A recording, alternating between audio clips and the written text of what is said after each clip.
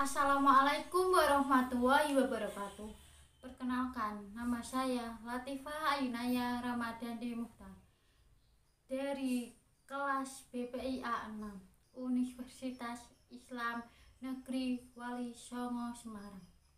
Di sini saya akan menjelaskan teknik disintetisasi sistematis. Disintetisasi sistematis merupakan salah satu teknik yang digunakan untuk menghapus perilaku yang diperkuat secara negatif, biasanya berupa kecemasan dan disertakan respon yang berlawanan dengan perilaku yang akan dihilangkan. Teknik ini dapat menghilangkan rasa fobia, kecemasan, dan lain sebagainya. Tujuan dari teknik ini antara lain sebagai berikut. Yang pertama, mengajar konselor untuk memberikan respon yang tidak konsisten dengan kecemasan yang dialami. Yang kedua, menurunkan sensitivitas emosional yang berkaitan dengan kecemasan, kelainan pribadi, atau masalah sosial. Yang ketiga, manfaat dari teknik ini antara lain sebagai berikut.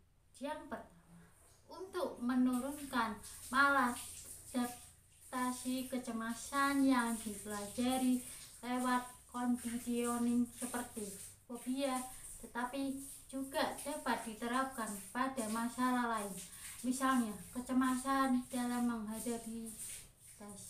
Yang kedua, untuk melemahkan atau menurunkan perilaku negatif tanpa menghilangkannya.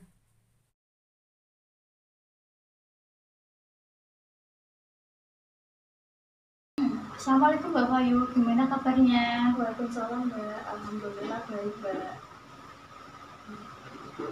Ini dari mana Mbak? Saya dari rumah nih Mbak. Di rumah. Oh walah, ya gimana puasanya? Lancar apa enggak? Lancar-lancar aja kok Mbak. Baiklah, Mbak Bayu di sini ada keperluan apa ya? Saya tuh mau konsultasi Mbak sama Mbak Latifah. Konsultasi mengenai masalah apa ya Mbak, kalau boleh tahu? Saya tuh punya masalah tuh kayak kecemasan gitu loh Mbak. Tapi tuh kecemasan berangsur-angsur. Saya tuh takut banget gitu kalau ada apa-apa hal-hal yang membuat saya takut tuh. Ya Allah, cemas banget kayak gitu.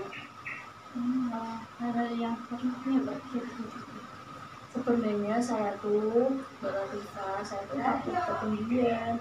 Nah, berhubung saya takut ketinggian, nah kebetulan tuh saya tuh pindah rumah Mbak Latifah. Saya awalnya tuh di Medowo kan nggak ada tanjakan, jalan tanjakan, nggak ada dataran tinggi gitu kan Mbak. Nah saya tuh sekarang tinggalnya itu di daerah Bandungan yang kotanya tuh ya bukan kota sih Mbak, ya masih Semarang sih. Ya kayak suasananya tuh dingin, nggak kayak biasanya kalau di Semarang kota kan panas ya Mbak. Nah saya juga menyesuaikan gitu.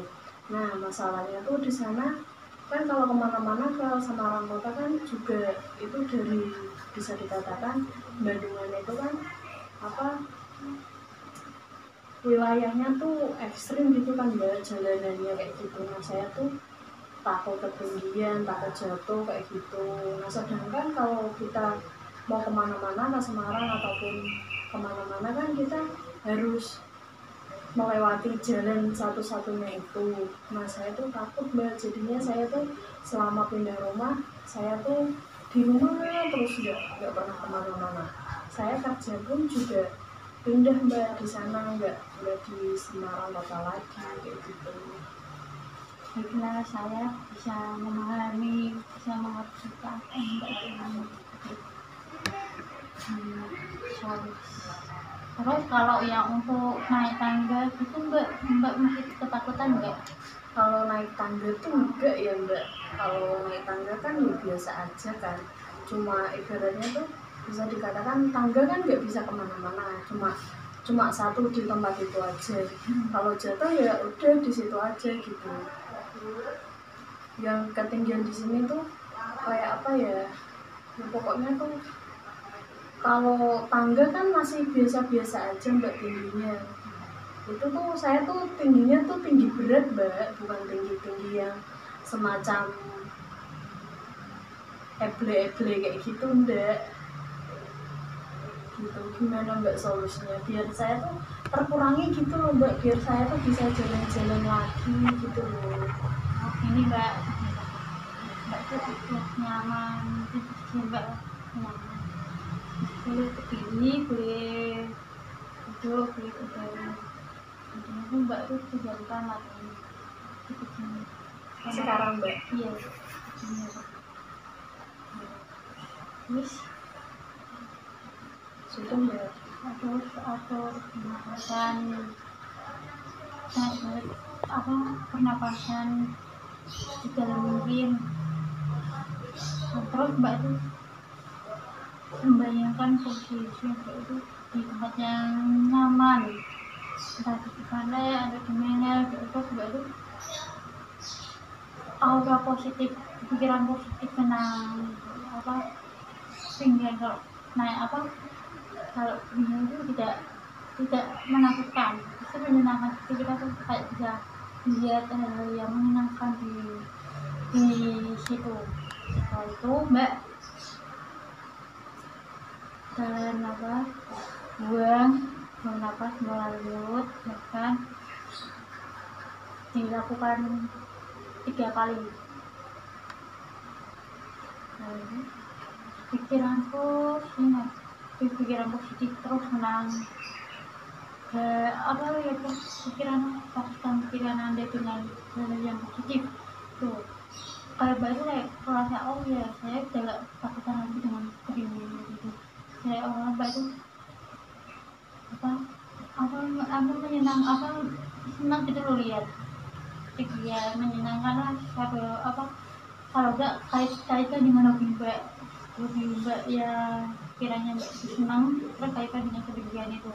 Misalnya saya tuh suka dengan fly folk atau apa gitu yang positif yang mbak senang gitu ya.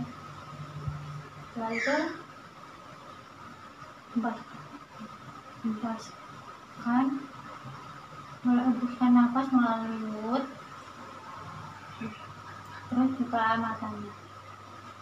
Gimana mbak rasanya? Ya sudah agak lumayan ya mbak. Jadi itu kalau ketinggian itu tidak boleh ditakutin, harus kita tuh jadi kita sendiri harus sering berpikiran positif gitu. Kalau kita negatif ya namanya kita nggak akan merasakan ketinggian itu dengan nikmat, dengan suatu hal yang indah gitu. Nah sekarang kan saya sudah mulai nyaman dan sudah mulai rada berkurang ya mbak. Nah nanti semisal kalau keesokan harinya atau minggu besok-besok kalau merasa takut lagi, solusinya yang buat bisa saya sendiri apa mbak? Biar saya bisa melakukan sendiri kayak gitu loh mbak, mengatasinya. Ya menurut saya mbak pergi ke tempat yang sesuatu yang mbak senangi, jalan sawah apa gimana sih mbak, teriakan keras. Kalau saya tuh nggak takut, nggak ini berulang kali itu tidak Kayak gitu ya mbak. Iya. Makasih ya mbak. Ya, sama-sama, semoga bermanfaat mbak. Iya mbak. Dan juga sebelumnya saya juga pernah berkonsultasi tapi juga berulang-ulang itu terjadi lagi. Nah semoga saja nanti nggak terjadi lagi. Iya, Ya, makasih ya mbak. iya sama-sama mbak.